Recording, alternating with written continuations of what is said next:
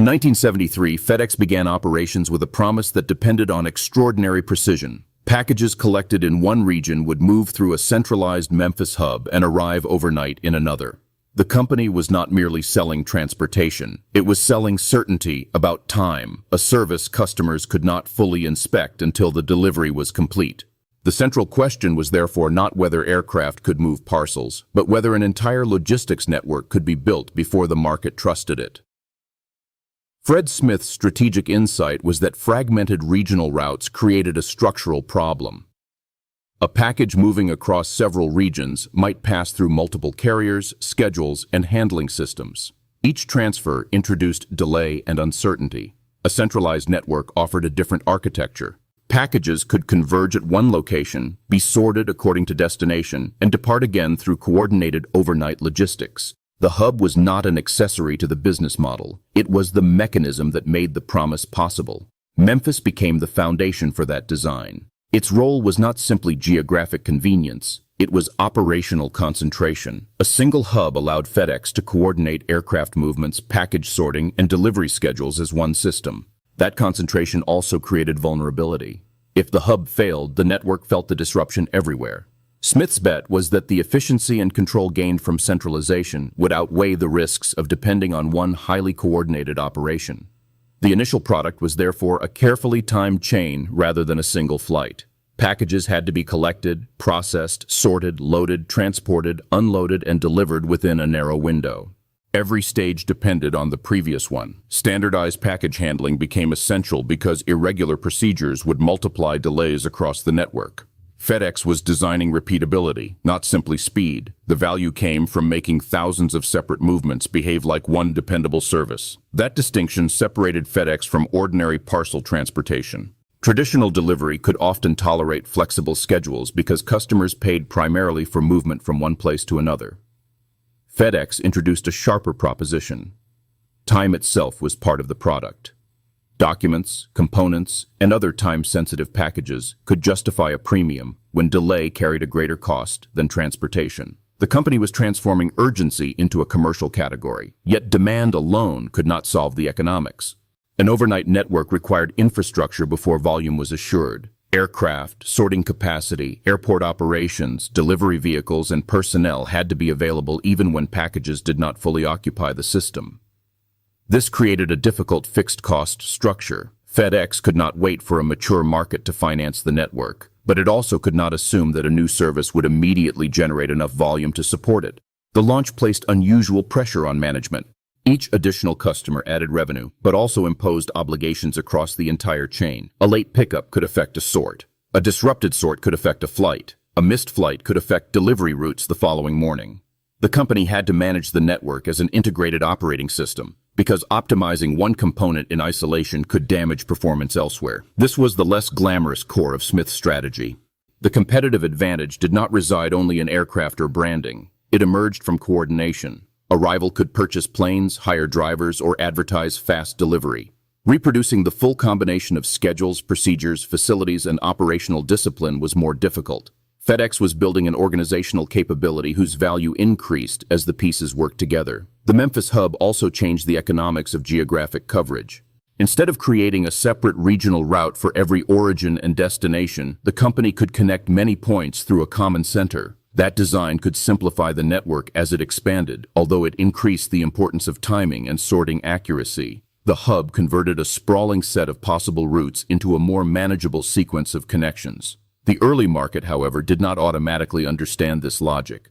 Customers had to believe that overnight delivery was worth paying for, and that belief depended on consistent performance. A transportation company can display an aircraft, a depot, or a vehicle, but it cannot display reliability in advance. Reliability is experienced over repeated transactions. FedEx therefore faced a trust problem as much as a logistics problem. That trust had to be earned while the operation was still learning. Early mistakes in a conventional delivery business might produce inconvenience. In an overnight network, a mistake could undermine the entire promise.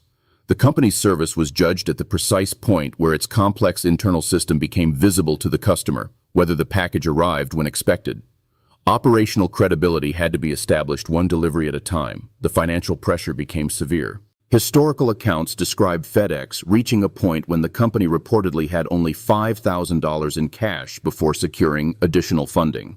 The figure matters not as a piece of entrepreneurial mythology, but as evidence of the mismatch between infrastructure spending and early liquidity. Cash is the timing mechanism of a business. Even a potentially viable model can fail if money leaves the company before revenue returns. This financing crisis also clarifies the role of outside capital. Venture capital, meaning investment provided to young companies with substantial growth potential and substantial risk, can fund expansion before a business generates stable profits. But financing does not remove operational uncertainty. It buys time to test the model. In FedEx's case, additional funding helped preserve the network long enough for its underlying demand and operating discipline to become more visible. The crisis exposed a strategic reality that is often obscured by the survival story. FedEx was not simply short of money because customers rejected the idea. The company's losses were tied to the cost of constructing an integrated system. That distinction mattered. Weak demand would have required a different response from management than a cash shortfall caused by the heavy investment needed to make the service function. Smith's leadership challenge was to distinguish temporary financial strain from evidence that the model itself was flawed. That judgment could not be made through optimism alone. It required examining whether customers valued the service, whether the network could operate consistently, and whether added volume would improve the economics rather than intensify losses. The founder's role was therefore less about making a dramatic wager than about interpreting incomplete operating evidence under pressure. The network's design created economies of coordination. As volume increased, the same central infrastructure could handle more packages, provided the sorting and transportation system had sufficient capacity. But growth also raised the cost of failure. More packages meant more dependencies, tighter schedules, and greater consequences when procedures broke down. Scale offered leverage and complexity simultaneously. FedEx had to capture the first without being overwhelmed by the second.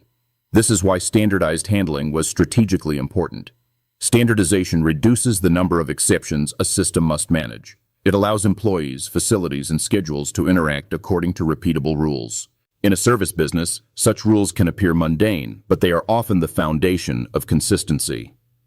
FedEx's product was not merely overnight movement. It was the disciplined repetition of thousands of small actions that made overnight movement credible.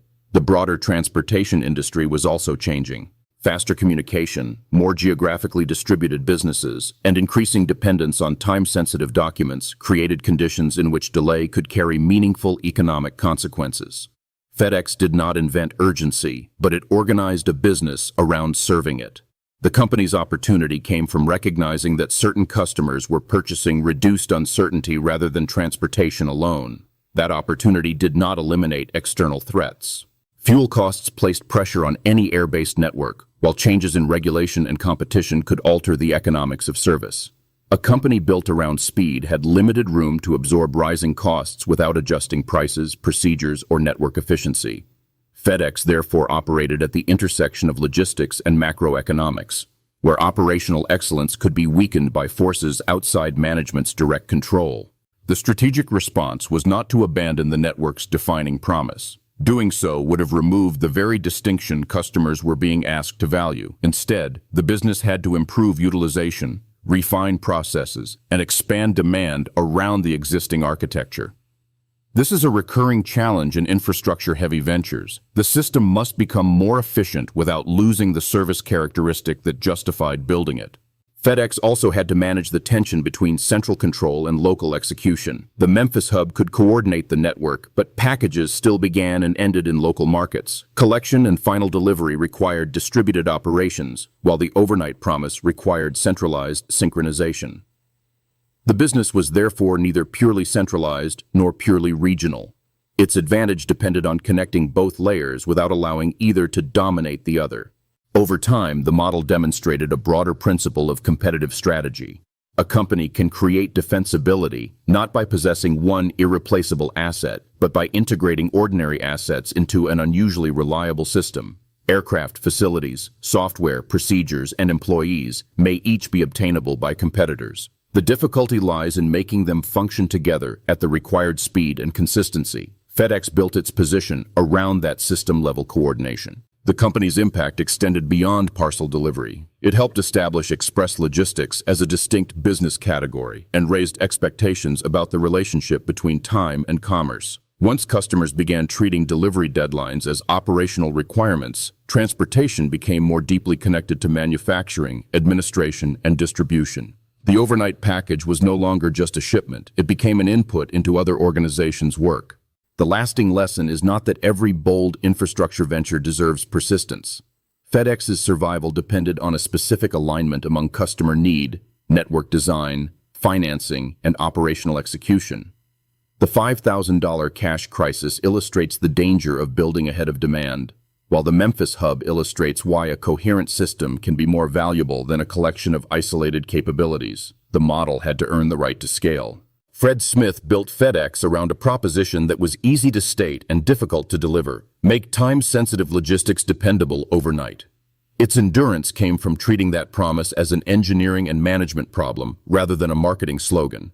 The company built the hub, standardized the handling, coordinated the routes, and endured the financial strain long enough to test whether the market would reward the system.